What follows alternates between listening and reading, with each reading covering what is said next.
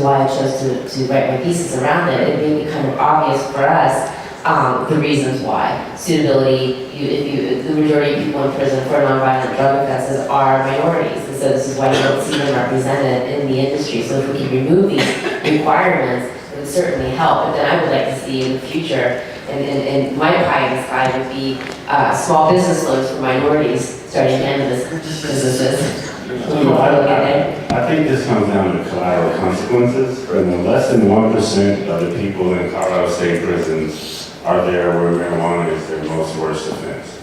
So we don't have a lot of people in prison in Colorado due to marijuana. We've been reforming our marijuana laws for over a decade now. We just didn't all of a sudden just jump up and be a state that was most likely to legalize marijuana. We've been going down this path for a while. But when it comes to collateral consequences, I think that's where a lot of the work needs to be done, and that's where the retroactive relief can take place. And actually, my question is to follow up on this, or the question about social justice. So I'm the social justice chair of the newly formed Minority Cannabis Business Association. And so I'm actually wondering, looking forward, right, what are some policies that we should be insisting on are in regulatory frameworks moving forward so that it is grounded in social justice? And I think Colorado's version of funds to public schools, right, was an interesting one that does help. Would a similar system work for small business loans? So the answer to that is actually very simple. You have to insist that regulation is actually relevant. Thank you, Dr. Wall.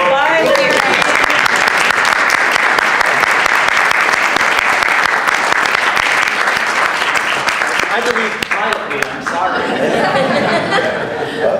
So I mean, it really is just that simple. You have to insist that the regulation is relevant. For example, on license suitability.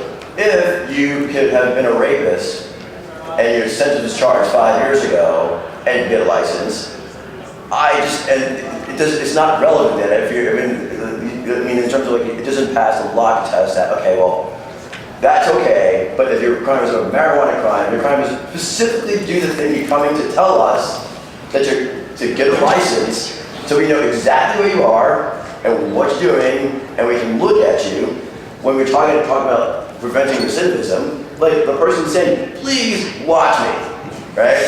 So it becomes a relevancy question. I think you have to challenge lawmakers on the relevancy. Why are you doing this thing? Or is it just a barrier to entry for no particular reason? And instead, we've got to go.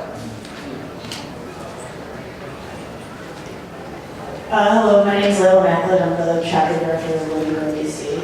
I think DC is often forgotten in this legalization talk. We actually are allowed to grow plants, gift, and consume in private residences. Unfortunately, there is no regulatory framework due to this federal overreaching, who Representative Amy Harris from Maryland is explicitly out to get DC in more children.